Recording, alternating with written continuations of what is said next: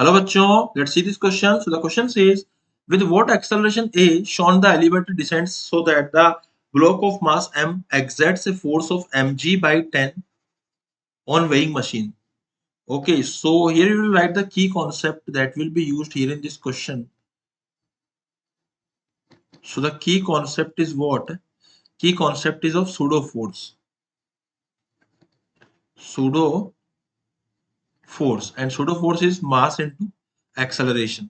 तो pseudo force की value थी mass into acceleration में जो a होता है, it is acceleration of frame of reference.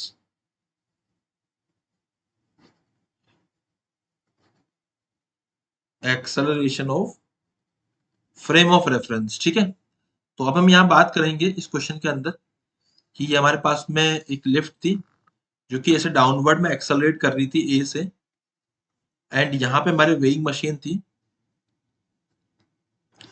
And ये मास था यहाँ पे m.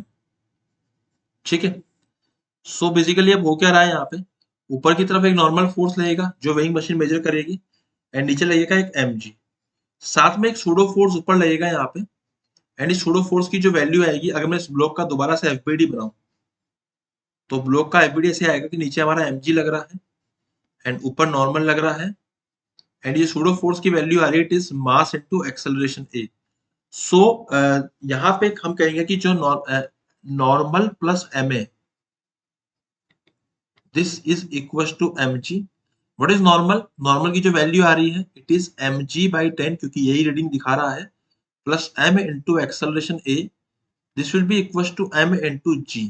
तो यहाँ से हम लोग सारे के जो सारे जो m है वो कैंसिल आउट कर देंगे, एंड इससे जो सोल्व करने पे आएगा वैल्यू एक्सेलरेशन की, it is 9 g minus 0.1 g, तो it is 0.9 g. So acceleration की वैल्यू आएगी हमारी 0.9 g. It is matching with option number 3. Option number 3 is my final answer. I hope you understood it well. Best of luck.